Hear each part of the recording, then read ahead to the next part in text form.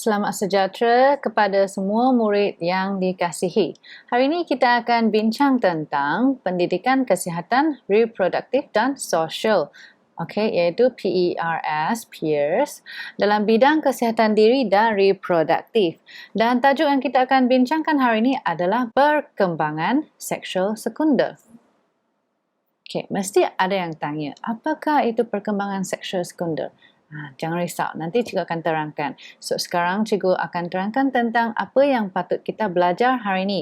Apakah standard pembelajaran hari ini? Kamu akan mengetahui tentang maksud perkembangan seksual sekunder dari aspek fizikal dan juga mengaplikasikan cara mengurus perkembangan seksual sekunder dari aspek fizikal.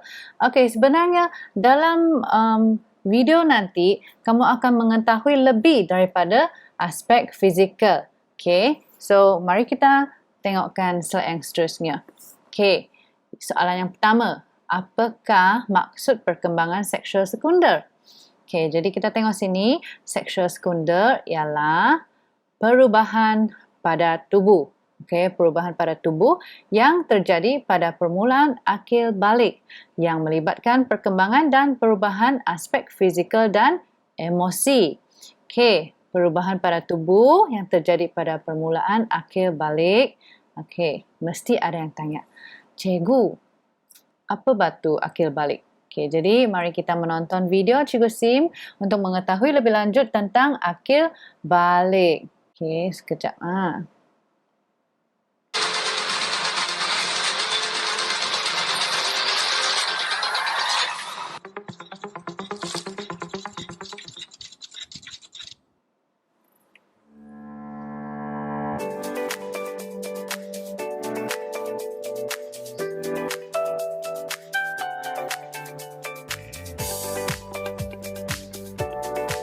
Apakah itu akil balik?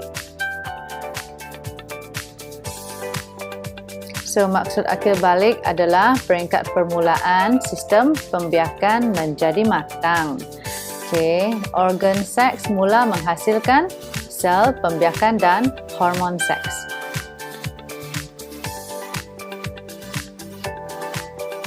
Jadi, bilakah kita akan mula akil balik?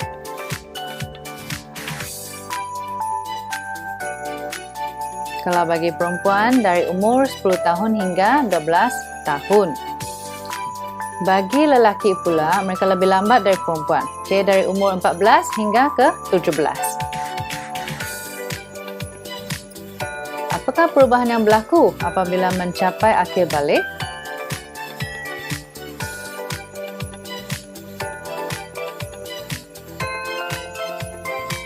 Remaja yang sudah akil balik akan mengalami 3 perubahan berikut. Perubahan fizikal, perubahan fisiologi, dan juga perubahan emosi.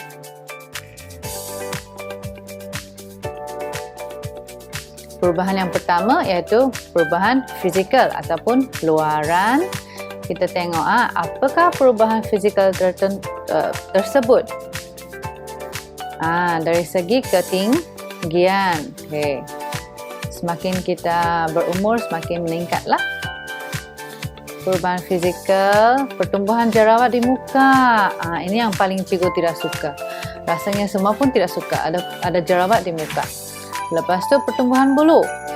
Jangan kamu rasa malu, jangan kamu rasa yaki. Ini adalah normal. Setiap orang mesti akan tumbuh bulu di ketiak, dada dan kawasan sulit. Perubahan suara. Kalau lelaki, suara dia akan jadi lebih garau, low pitch. Kenapa? Sebab peti suara dia akan menjadi besar. Berbanding dengan perempuan, perempuan pula akan jadi lebih feminin. Akan jadi lebih ayu. Perubahan bentuk badan. Kalau lelaki, pelebaran bahu. Sebab pembesaran tulang dan otot. Badan akan jadi lebih berotot. Perempuan pula macam mana? Pembesaran pelvis. Sebabnya pemendapan lemak pada bahagian paha dan punggung. Pelvis akan menjadi lebih lebar, padat dan bulat.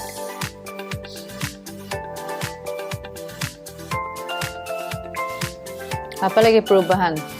Pelebaran dada bagi lelaki, okay, versus pembesaran buah dada bagi perempuan.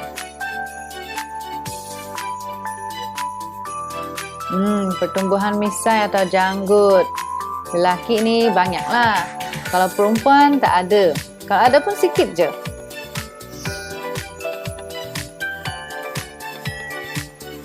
Lelaki ni tiap-tiap hari kena cukur. Kalau tak mesti panjang. Fisiologi iaitu dalaman apa perkembangan bagi fisiologi. Pembesaran organ seks.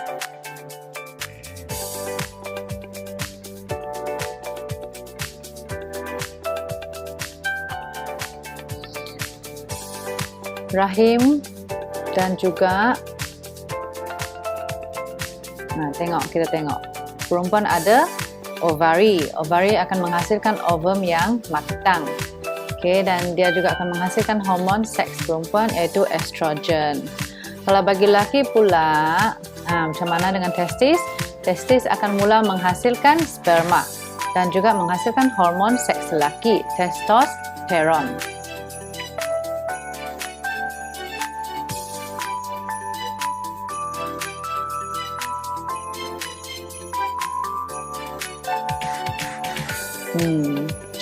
Disebabkan perubahan fisiologi lah, perempuan akan mengalami kedatangan haid. Lelaki pula akan mengalami mimpi basah dan menghasilkan bendalir semen. Benda-benda ni semua normal. Semua lelaki dengan perempuan akan adalah perubahan ni. So jangan malu, kalau ada apa-apa boleh tanya cikgu. Bagaimana pula dengan emosi? Emosi tidak boleh dijangka. Emosi teenager, remaja ni sangat moody. Sikit-sikit macam mana? Mari kita tengok. Yang pertama, tertarik kepada jantina berlainan. Perempuan ni tengok, handsome boy, opa, begitu kan. Lelaki pula menunjukkan minat kepada perempuan.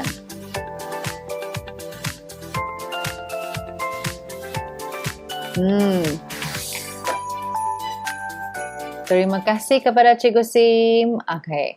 Cikgu suka sangat dengan video Cikgu Sim ini. Kalau kamu ada masa, kalau kamu nak, kamu boleh cari di YouTube juga tentang maklumat-maklumat inilah di YouTube. Okay. Jadi, apa yang kamu paling ingat tentang video tadi itu? Mesti ada kan? Bagi cikgu, macam cikgu rasa penerangan tentang perubahan emosi tadi ada kurang sikit. Cikgu nak tambahlah sedikit tentang perubahan emosi ni. Okay. Kalau seseorang individu tu dia sudah akhir balik, okay, emosi dia akan jadi tidak stabil. Okay. Sikit-sikit marah, sikit-sikit sedih, sikit-sikit sangat gembira pula. Sebagai contohnya, cuba kamu bayangkan kalau kamu di rumah, okay, dan mak kamu minta kamu tolong dia. Tolong saya lipat baju. Mungkin masa tu kamu sedang tengok TV ataupun kamu sedang sibuk benda sendiri kan. Terus kamu rasa marah. Marah sangat. Kamu cakap, mak ni saya masih sibuk. Carilah orang lain. Ataupun tunggu je lah. Kamu akan rasa sangat marah. Okay. Ini adalah salah satu simptom lah, okay, emosi kamu tidak stabil ataupun sikit-sikit kamu akan rasa sangat sedih. Kenapa lah tak ada orang nak pedulikan saya? Kenapa tak ada orang nak berkawan dengan saya? Sebagai contohnya. Okay, so bagaimana pula kita nak cope? Bagaimana kita nak menghadapi emosi yang tidak stabil ini? Okay, mari kita tengok coretan Zulaika. Aku sudah remaja. Dari bawah ke atas kita tengok. Okay, so yang pertama, dia rasa, kenapalah buah dada saya menonjol? Dia mula rasa malu. Okay, sebab dia rasa dia berlainan dengan orang lain. Lepas tu, dia asyik diperhatikan oleh kawan-kawan lelaki yang nakal saja. Malulah saya. Lepas tu, tambah teruk lagi sebab muka saya tumbuh jerawat. Sudahlah. dari segi fizikal badan dia berubah, dada menjadi menonjol, lepas tu muka dia tumbuh jerawat pula. Aduh, perempuan ni kan suka cantik. Bukan saja perempuan lah, kalau lelaki pun kalau dia tiba-tiba mula tumbuh jerawat, dia pun akan rasa tak seronok, dia akan rasa rendah diri. Lepas tu Zulaikha ni macam mana? Macam mana Zulaikha respon dengan perubahan ini? Dia mula menyendiri dan malu untuk keluar rumah. Lepas tu kakak dia pula perasan, kenapa adik saya mula begitu? Adik saya mula sembunyi je dalam rumah, tak mau keluar. So kakak bawa dia ke kaunselor. Apa maksud kaunselor? Siapakah itu kaunselor? Kaunselor merupakan orang yang pakar lah dalam memberi counselling. Maksudnya dia pandai memberi nasihat dan juga memahami perasaan dan emosi orang yang perlukan counsel. So kakak ni dia bawa Zulaikha jumpa dengan kaunselor, mungkin kaunselor di sekolah. So Zulaikha pun bagi tahulah perubahan dia, lepas tu dia rasa malu. Lepas tu kaunselor bagi tahu dia semua ni adalah normal. Semua perempuan akan mengalami akhir balik dan akan mengalami perubahan dari segi fizikal, fisiologi dan juga emosi. So Zulaikha sudah tahu, rupa-rupanya perubahan badan ni normal. Lepas tu rupa-rupanya emosi saya ni tidak stabil ni pun normal juga. So macam mana nak menghadapi masalah ni? So dia perlu bekerjasama dengan ibu bapa dia, dengan rakan, supaya dia boleh kuatkan jati diri dia dan juga daya tahan diri dia, dan dia kena tahulah macam mana nak uruskan stres itu. So lama kelamaan dia akan rasa ada confident balik. Dia akan rasa yakin kepada diri sendiri, dia akan rasa riang, dia akan rasa gembira kembali seperti dulu. Cikgu percaya bukan saja Zulaikha begitu, ramai juga yang rasa begitu. So mari kita tengok kepada slide yang seterusnya. Sekarang cikgu akan bagi tahu tips penjagaan diri. Macam mana kita nak jaga diri kita? Lepas akhir balik, kita akan bincang tentang bulu ketiak lah. Yang pertama, kita bersihkan dahulu ketiak dengan sabun dan air, untuk hilangkan sisa deodoran. Kalau kamu ada bau yang kuat, mesti kita kena letak deodoran lah supaya tak kuat bau kita. Dan juga kalau ada minyak ataupun benda asing, lama-lama ada kotoran kan di bahagian bulu ketiak. So kita kena bersihkan dengan sabun dan air. Lepas tu macam mana? Kita boleh mencabut ataupun menggunting pendek bulu ketiak kita. Tengok dia gunting pendek, bukan gunting habis . Lepas tu setelah selesai menggunting, bersihkan kembali ketiak dengan air. Lap semula ketiak sehingga kering. Lap bahagian ketiak dengan tuala bersih supaya bakteria tidak mudah membiak. Kalau kita tidak lap kering, kita biarkan dia begitu saja, dia berkemungkinan akan tumbuh bakteria. So kalau ada bakteria, bau akan jadi lebih kuat lah. Ada orang tanya, bolehkah saya mencukur? Mencukur ni nampak macam senang dan cepat kan? Cepat bersih. Tapi sebenarnya dia bahaya juga, sebab kalau kita mencukur, berkemungkinan besar kulit kita akan melecet. Kalau melecet, kalau ada luka, bakteria boleh masuk dan akan ada infection lah. Akan jadi lebih sakit. So bagus jangan cukur. So sini ada banyak tips penjagaan muka berjerawat. Mari kita tengok satu persatu. Yang pertama, pastikan wajah sentiasa bersih. Kalau kamu rasa wajah kamu ataupun muka kamu bagus kamu cucikan dia. Kalau tidak, minyak itu akan sumbat di liang roma muka, then dia akan tumbuh jadi jerawat lah. Lepas tu kita kena guna alat penjagaan muka yang betul. Kamu bukan lagi budak kecil. Kalau kamu sudah jadi remaja, sudah mula akhir balik, disebabkan perubahan hormon, jadi ada orang yang akan kulit dia akan keluarkan banyak minyak. So kita kena sentiasa jaga muka lah. Kita kena sentiasa bersihkan dengan pencuci muka yang betul. Kalau kamu rasa pencuci muka yang kamu guna sekarang tu tak sesuai dengan kulit kamu, tukarlah.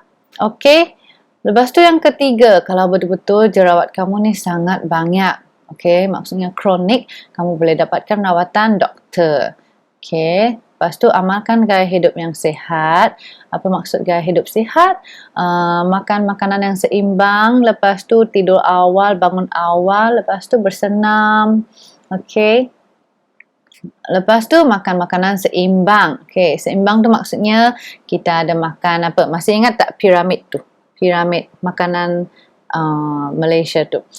Kita kena makan nasi, kita kena makan sayur-sayuran, kita kena makan buah-buahan, minyak dan sebagainya. Dan juga yang paling penting sekali adalah elakkan memicit jerawat. Okay, jangan sesekali kamu memicit jerawat kamu. Kalau tidak, muka kamu akan ada parut. Dan parut ni susah untuk dihilangkan.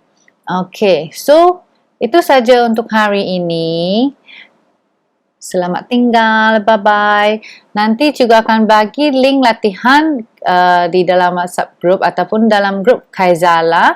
Tolong siapkan, lepas tu snap gambar dan letak dalam Kaizala. Okey, ataupun dalam WhatsApp lah kalau yang tak ada Kaizala. Okey, itu saja. Terima kasih. Bye-bye.